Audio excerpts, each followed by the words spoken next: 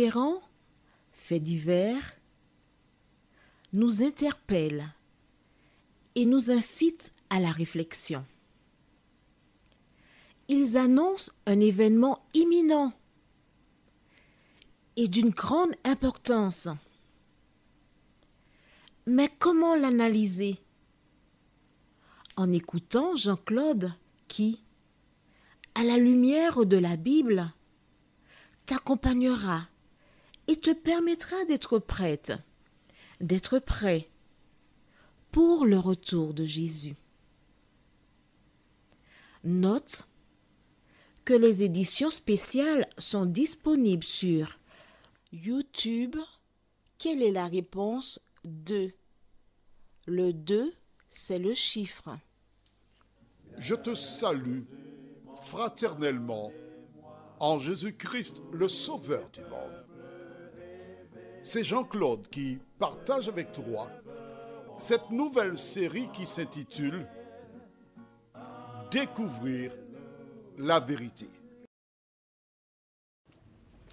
Marco et Jean-Claude sommes toujours très heureux de te retrouver. Mais je ne te cache pas qu'il nous tarde de te rencontrer physiquement au retour de Jésus. Nous sommes toujours très heureux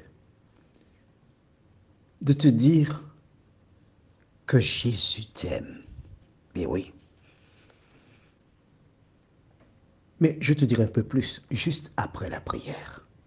Notre thème d'aujourd'hui est une nourrice parmi. Prions. Notre Seigneur, notre Dieu, nous te bénissons, nous te louerons, nous t'exaltons, car tu nous as donné la Bible, cet ouvrage merveilleux qui nous raconte l'histoire de la race humaine, mais en même temps nous présente l'avenir pour celles et ceux qui ont eu le courage de se lever pour toi et qui appliquent la parole dans leur vie. Seigneur, Saint-Esprit, merci de continuer de nous éclairer et mets en nous cette paix profonde qui se trouve dans le pardon de nos péchés. Que ta paix et ta grâce nous accompagnent et aide-nous à appliquer la parole dans nos vies, nous t'en prions. Au nom de Jésus et pour ta gloire éternelle. Amen. Je te disais que Jésus t'aime. Tu sais que tes parents t'aiment, t'ont aimé pour certains, parce que les parents sont morts. Certains ont perdu leurs parents, comme moi. Ma mère, le 15 juin 1977, et mon père, le 2 septembre 1990. Tu vois, j'ai les dates. Parce que c'est une grosse perte pour moi. Et souvent, il y a des enfants qui ont la chance d'avoir des parents, mais qui ne les visitent pas, qui ne s'occupent pas d'eux. Et quand les parents décèdent, oh, ils sont pris sans la veiller, au service funèbre, au cimetière. Parfois, ils sont inconsolables. Maman, maman, papa, papa. Et du vivant de ces personnes, ils ne s'intéressaient pas. Pourtant, ces personnes, on les aimait. Bien sûr, tu me diras que tes parents n'étaient pas faciles avec toi. C'est vrai, je ne vais pas te dire le contraire. Mais pourquoi? Quelle est son histoire? Quel est son passé?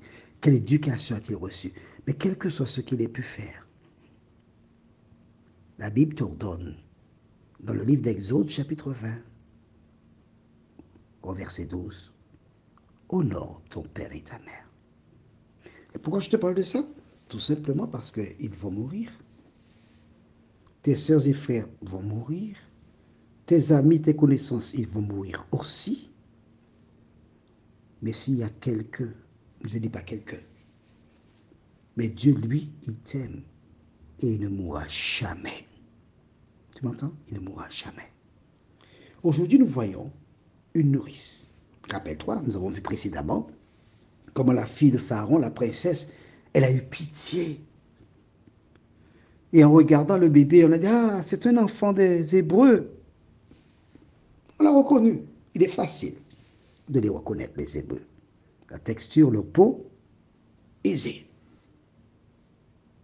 Alors, la princesse tient le bébé, elle embrasse, elle le caresse, elle le cajole, mais rien à faire, le petit garçon crie. Vois-tu, quand un bébé a faim, ce n'est pas de caresses, ni des câlins, ni des bisous dont il a besoin, non. Quand j'étais enfant, mon père m'a dit qu'on m'appelait l'enfant loup. Parce que quand je pleurais, c'était un vacarme. Et j'imagine ces personnes qui sont désemparées, qu'est-ce qu'on va faire? Mais il pleure, qu'est-ce qu'on peut faire? Et elles se répètent en temps, oui, tout ce qu'il y a à faire, c'est... Il a faim. Et 3 mois. Il a faim. Et pendant qu'ils sont en train de se regarder, voir comment on secoue, tu sais, il y a une manière, on secoue le bébé, rien à faire, il crie, il pleure, il gesticule. Le pauvre, il attrape même le hoquet. Rappelle-toi, nous avons vu précédemment, au verset 6, elle en eut pitié. Pitié. C'est pas de l'amour seulement, c'est plus que de l'amour. Pitié. La pauvre. Je la vois, je l'ai récupérée, mais que peux-je faire? Je ne peux rien faire d'autre. Et tandis qu'ils sont en train de chercher des solutions, lisons dans le même chapitre d'Exode, chapitre 2, versets 7 à 9. Alors, la sœur de l'enfant dit à la fille de Pharaon, « Veux-tu que j'aille te chercher une nourrice parmi les femmes des Hébreux pour allaiter cet enfant ?» Va, lui répondit la fille de Pharaon. Et la jeune fille alla chercher la mère de l'enfant. Waouh! C'est beau ça. Hein? Le diable a mis en place tout son piège pour pouvoir tuer tous les petits garçons mâles. Il monte, il descend, il fait des plans, il s'organise, il surveille. Les démons poussent déjà à regarder. Et voici ce petit garçon dans une caisse, sur le Nil. C'est la fille de Pharaon, la princesse, qui doit respecter les ordres de son père au doigt et à l'œil, probablement. Et tandis que le diable pensait qu'il avait gagné la partie, Dieu envoie la princesse pour sauver un petit garçon qui était condamné à mort. Jusqu'à ce qu'elle eût pitié de lui. Il était convaincu qu'elle allait obéir à l'ordre de son père. Mais Dieu a contrecarré le plan du diable. À partir de ce moment, Satan réalise que celui qu'il voulait mettre à mort était vivant.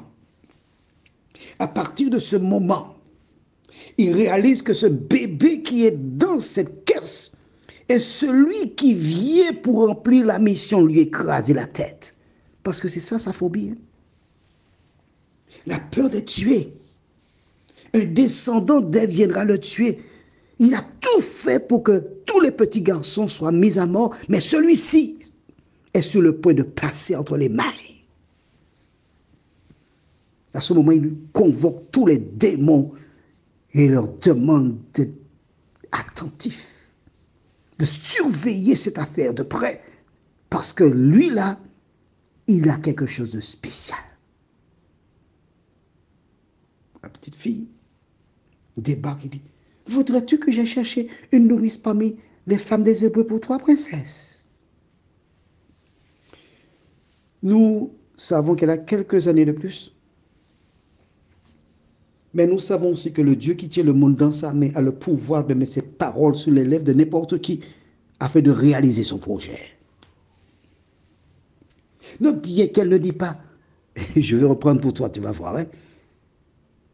Alors, la sœur de l'enfant dit à la fille de Pharaon, veux-tu que j'aille te chercher une nourrice? Il ne dit pas, veux-tu que j'aille chercher sa maman? Elle ne dit pas, veux-tu que j'aille chercher ma maman? Elle dit, veux-tu que j'aille chercher une nourrice? Parce qu'à l'époque, c'était chose commune. Hein? Une nourrice, quelqu'un qui allait un bébé, oui. Mais elle ne va pas dévoiler l'identité de la nourrice. Est-ce que la fille de Pharaon le savait? La Bible ne le dit pas. Mais voici la fille qui part.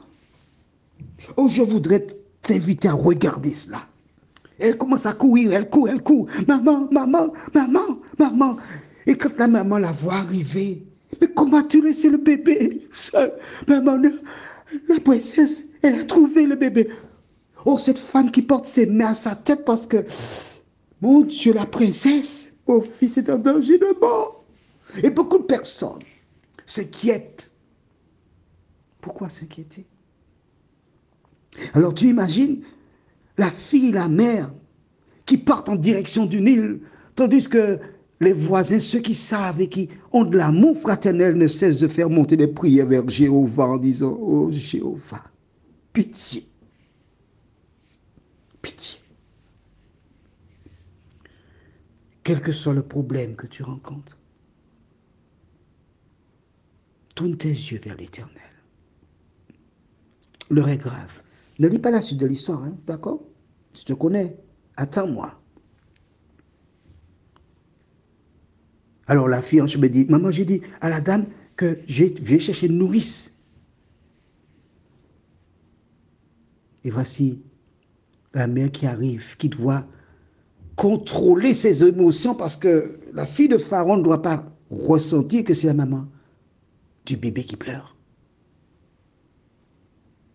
Et lorsqu'elle arrive, que dit la fille de Pharaon?